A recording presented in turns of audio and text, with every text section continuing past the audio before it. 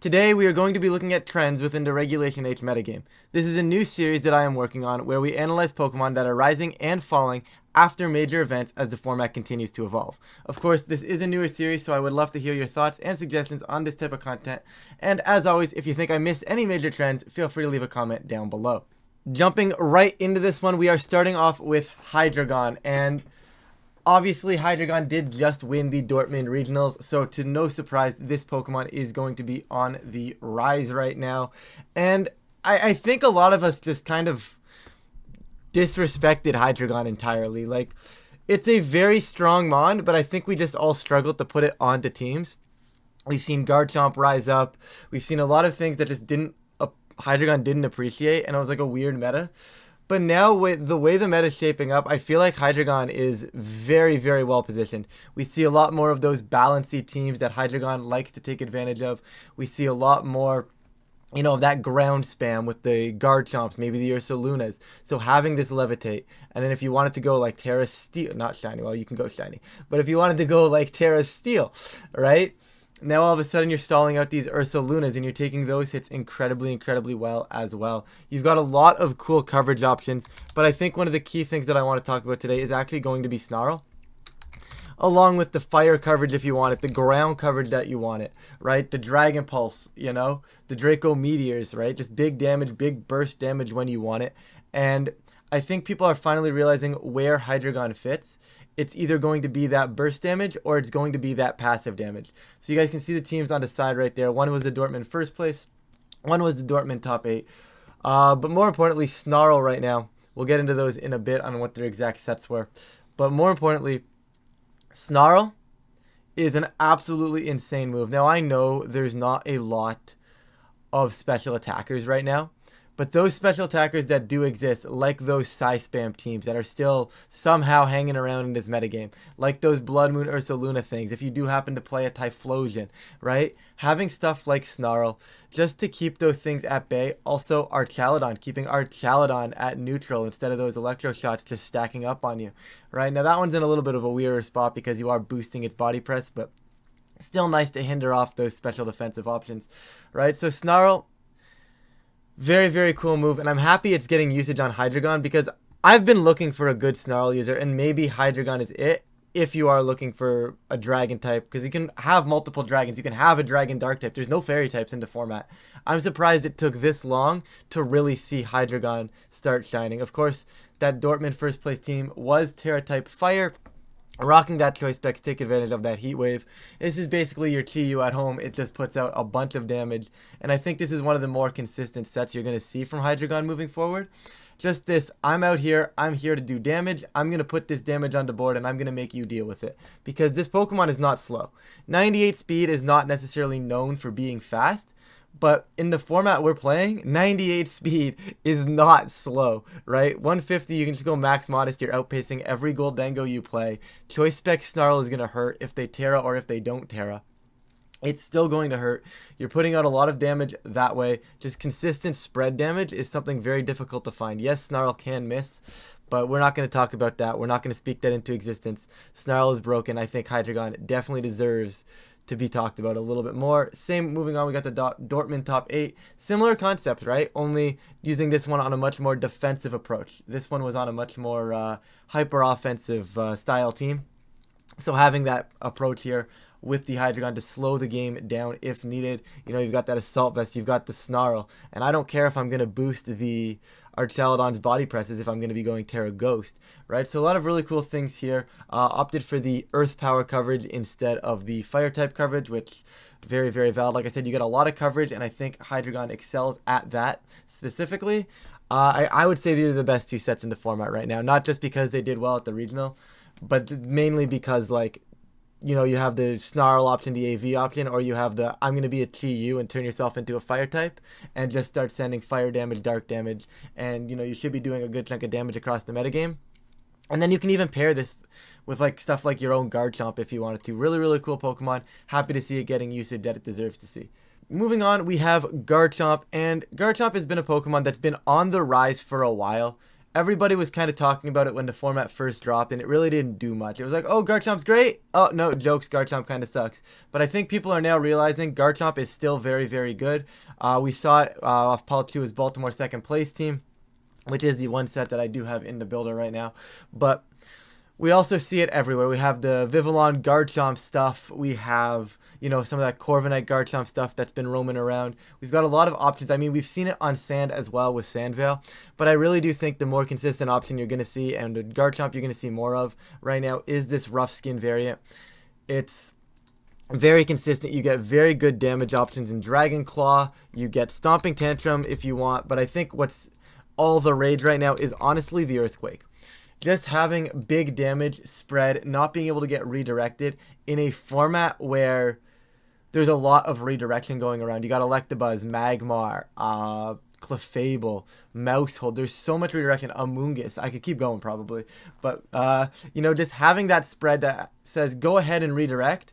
I'm still hitting you with an Earthquake. And oftentimes, like on this Baltimore set, you're hitting them with a Life Orb Earthquake. And you're just putting out massive damage. You're putting on pressure onto the board at a very good speed stat in this metagame, similar to that Hydreigon. Only Garchomp, I think, in my opinion, is a little bit faster. Puts on a lot of pressure, puts out a lot of power as well, and does it quickly, right? Like, outspeeding Annihilate is very nice. I do think you probably want to go Jolly on these Garchomps, right? Where you sit here, there's probably a lot of options where you'd sit, but in terms of just what you outspeed with Garchomp, it's incredibly, incredibly strong, especially if you can force your opponent to either Terra one way or another. So we've seen a lot of paired with like the Vivian. I'm butchering that name. I know I'm going to get yelled at in the comments for it, but right? So basically what you get there is you get the flying coverage, you get a flying type beside you, and you now have Earthquake spam. So you can either redirect if you want, or you can just send stuff like Hurricane, Earthquake, and just if they're going to tear a grass or bring in a grass type, it's eating a Hurricane. Stuff like the Annihilate doesn't appreciate being there because normally they're Terra Fire, and if they are Terra Fire, okay, well, they're either eating a Hurricane or they are eating a Earthquake. So if they Terra Fire, they're eating the Earthquake super effective. If they don't Terra, they're eating the Hurricane super effectively. So just ways to force your opponent, and you're doing it very quickly in a metagame that otherwise isn't very fast. So having this immediate offense is that burst damage that doesn't necessarily require that priority tailwind. Like normally, like with the Blood Moon Ursa Luna, right? It really appreciates that priority tailwind, and that limits your options with the team. However, I don't think Garchomp needs that, and that's why we're seeing it being that ground type that's on the rise right now. And it's a very, very strong option moving forward. I don't think it's going anywhere in this metagame. Next up on the list, we have Magmar, which honestly was not on my radar for a long time, but has now somehow creeped into my radar. And I think Magmar's biggest advantage as a follow me user, because that's what it is, right? It's basically the fire type version of Electabuzz, and it's going to be that follow me user. But I think there's two key things that set this apart as to why I would want to use this piece over another redirector. Number one is going to be Will-O-Wisp. And number two is actually doing something in return to Amoonguss. That was my problem with Electabuzz. I ran Electabuzz back in Baltimore, and it felt really good. Don't get me wrong. Electabuzz is still a great Pokemon. Normally, you do run Vital Spirit as well.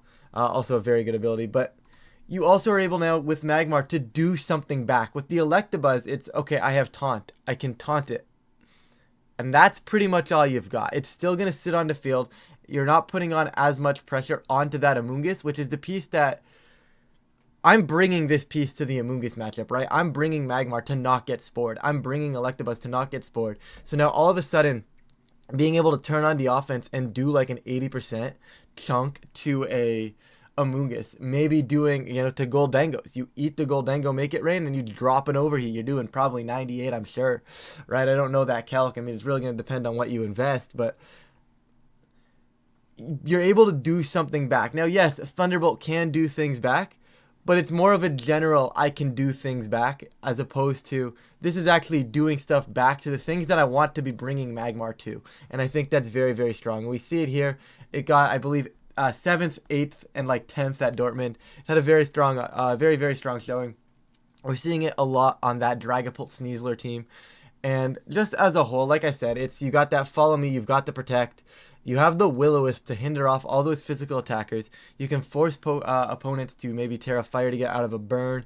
And just you do a lot of things with this piece. And like I said, the big thing for me is that pressure that you're exerting onto Amoonguss, onto those steel types in the format. Because now they have to respect you. Before, like with the Electabuzz, it's like I said, the Amoonguss is there. It's like, okay, taunt me. I'll just click Pollen Puff and heal my partner for 6 turns. Alright? Here it's like, I'm at least putting pressure back. If I chip your Amoonguss, you have to be scared that I'm just going to one-shot your Amoonguss. And all of a sudden, I think that pressure is one of the main reasons I would use Magmar here. Overall, I think I'm repeating myself, so I'm probably going to wrap up the Magmar section here. But it's a very strong option. I'm curious to see where it goes because, like I said, it is really only on that one key team. So I'm curious if this continues on the upward trend as the meta develops against that team, see if it still appears on other teams. But as a whole, I think it is definitely on an upward trend. It's definitely a really, really strong follow me user in this format right now. Last up on the rising list, we have Ninetales Alola. Now, we saw this Pokemon get a little bit of usage in Baltimore on the Palchua team there. And just the Focus Sash, with the snow warning. And we have Blizzard, Freeze Dry, Encore, Protect. And I think what I want to point out right now is there are a lack of Aurora Veil Ninetales going around. I think that's what everybody tunnel visioned on when they started testing this Pokemon. And yeah, it's great. You get to put up screens in one turn. And it's amazing. But the problem is you didn't really capitalize on that. You don't have a special attack stat, right? I mean, it's 81. It's not horrid, but it's not like it's amazing, right? What you have going for yourself here is speed. And you have the ability of all these support moves. And I really like the next 2 adaptations on this that we're going to talk about. Obviously, Paul leaned into the more supportive option with the Blizzard and the Encore, which I think is very, very cool. Having Encore on this piece is nice because, like, what? Are you going to fake me out? You can now put out damage with those Blizzards. You have the chance at freeze as well, which is amazing. It's 100% accurate. You switch the weather away from rain. And like I said, I think the big issue was taking that turn with these Alolan Ninetales to try and set up that Veil because you get much more value out of clicking Encore, out of having the ability to protect, just being that nuisance on the field. And we saw that win the Joinville Regionals this past weekend. Once again, this one was Choice Specs, a lot more offensive, trying to be that Pokemon that, oh, I can switch into a Ninetales Blizzard. It only does about 48%. Okay, well now switch into this. I'm Terra Ice Choice Specs Blizzard. I'm doing about 70% now. And all of a sudden what was a switch-in is no longer a switch-in. You always have that option to just freeze with the Blizzard. Moonblast, which is very, very valuable fairy type coverage right now, which I think is definitely something that we haven't seen a lot of. And finding those fairy types is going to be what's key moving forward in this metagame because right now there's a lot of dragons. I talked about Hydreigon, Garchomp already on this list. Almost put Kamo on this list as well. So having this consistent fairy damage really makes me curious to see where Ninetales goes moving forward in the metagame. Starting up with the on the decline list now, and I'm going to get hate for this one. I know I'm going to get hate for this one. Just keep in mind, guys, when I say the Pokemon are on the decline, I am not calling them bad. I am not calling these compositions bad by any means. It's basically just they're kind of falling off. They might need a little bit of a shakeup, or just, they maybe just had a bad regional. But I do have to analyze it as what I'm seeing in front of me, and I do believe our Chaladon is kind of a little bit on the downward spiral here. Now, not a lot, not by a large margin, but it goes from winning Baltimore and having an incredible regional to not really showcasing in full what it could do at Dortmund and in Joinville. It did have respectable options. It got top 8 in Dortmund, right? So don't get me wrong. It's still a very good Pokemon. And by now, we know a lot about our Chaladon, right? We've got those stamina boosts. We like seeing the Assault Vest paired on it.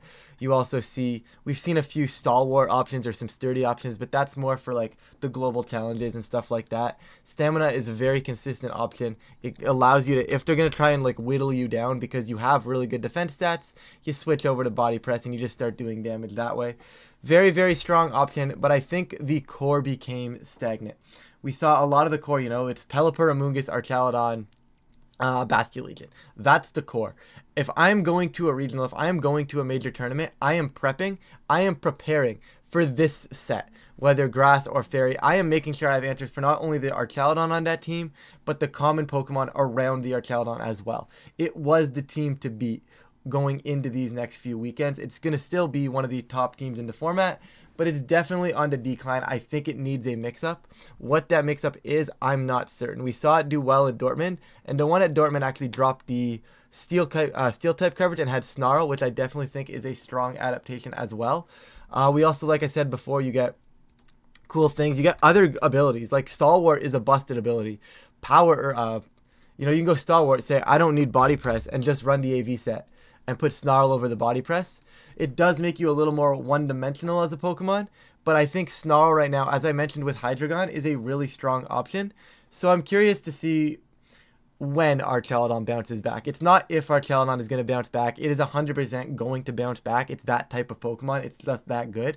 I'm curious to know where and when this Pokemon is going to come back. Is it going to be I'm going to rework this Archaludon team and we're going to find what's more broken with it? Or is it just going to be, people are going to kind of forget about this Archaludon team, and then all of a sudden, out of nowhere, it's like, bam, Archaludon is back, baby, right? Like, it's really, really, really tough to know, but I do think Archaludon, obviously still a great Pokemon, but it is a little bit on the decline right now. This next one probably aligns with a lot of views of the Dondozo players right now. It's on the decline, guys. And it's really not done much. It has its showcases. It does appear at times in metagames. It is a Pokemon that if you pull the matchups, you are going to do well. But everything has haze right now. Everything has haze. Everything has that clear smog. There is so much counterplay going around to Dondozo right now. It is very, very difficult to justify bringing it to a tour. And if you do bring it to a tour, obviously you're going to be prepped for things like that. You don't want to get Sport, so you have the Terra Grass. You don't want to get Clear Smog. Maybe you go Terra Steel, right? The problem is there's just so many ways to deal with it right now. Because if I Terra Steel to cover Clear Smogs, with my luck, I'm going to end up pulling 4 Haze Pokemon instead of pulling 4 Clear Smog users, Whereas if I, cover for the Clear Smog, or if I cover for the Spore, I'm like, well, now I'm just going to pull 4 Clear Smog users. It's kind of one of those ones where you kind of need to get the meta call right with this Pokemon. And I think solo Dondozo is perfectly fine. There's a lot of those going around right now as well, kind of on the uptick. But I think the Dozo Tatsugiri, that common, I'm going to get my Commander boost. I'm going to get that set up. I have a feeling a lot of players are ready for it. We see a lot of players being ready for it just based on the Dondozo results. It's not high at the top. You see 1 or 2 players make that run with it, just really good players, and you have to be a great player to make Dondozo work right now. It is not as simple as it once was. At the beginning of the format, you could go kind of throw a Dondozo on a team and say, yeah, I have a couple matchups. People aren't going to be ready for it. People are ready for it, and Dondozo is definitely on the decline because of it. The one thing I do want to point out with Dondozo is it almost gets better the less people are ready for it.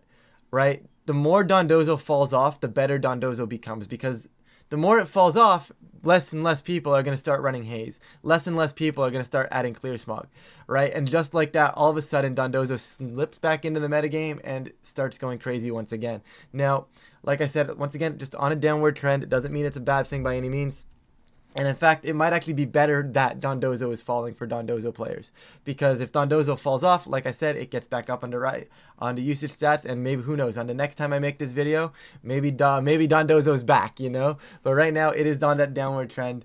And we'll get into the last one for you guys. Wrapping this list up with Talonflame, and yes, Talonflame is on a downward trend. It did have a very strong showing in Joinville. I believe it got 7th and 8th place, which is very, very strong for it. However, I think as the meta as a whole, it had a very disappointing Dortmund run. I believe the highest placing one was top 32. Now, don't get me wrong, not bad by any means, just kind of not where you want it to be in a metagame, especially in a Pokemon that's not going to be on the field for a long time, right? This Pokemon is meant to click Tailwind. This Pokemon is meant to click Brave Bird and Flare Blitz if you want to tech Flare Blitz, which the ones in Joinville did end up doing. So I can definitely see Flare Blitz being a strong adaptation moving forward for this Pokemon because it is still really good, right? Priority Tailwind is never going to be a bad thing to have on a team, right? It's always going to be at least somewhat decent.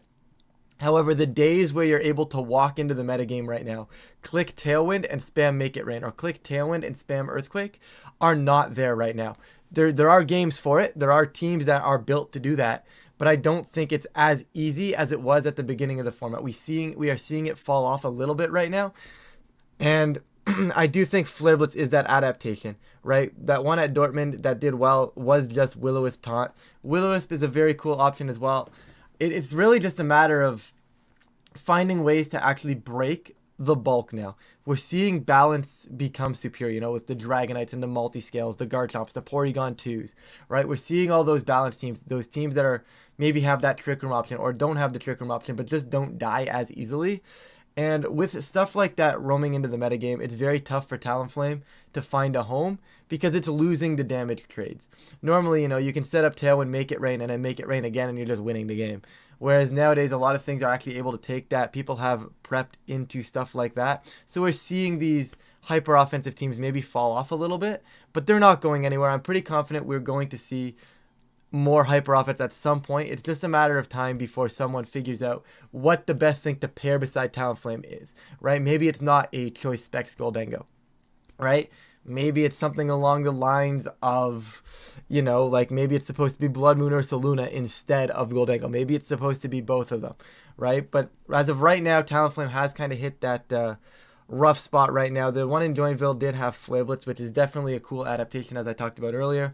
Just burning all those physical attackers into format and kind of allows you to not be that one-dimensional, I'm going to get Tailwind up and then I'm going to send a Brave Bird. It's all of a sudden, well, I can't just switch in a Steel type to wall out the Goldango now because Flare Blitz is going to start racking up damage as well, right? So that's a cool adaptation that I want to see moving forward as well from a lot of these Talonflames.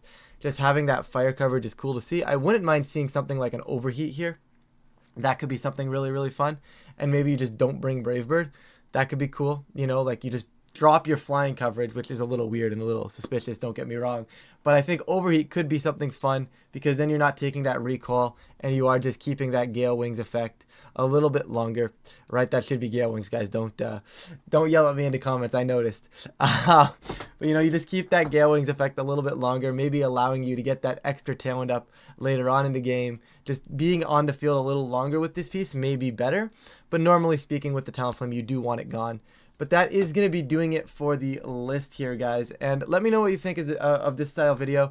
Basically, I wanted to analyze these results, and then rather than go comb through the results live, I figured I'd analyze, see what's going on, and just kind of present it in like a power ranking like style. So let me know if this is something you enjoy.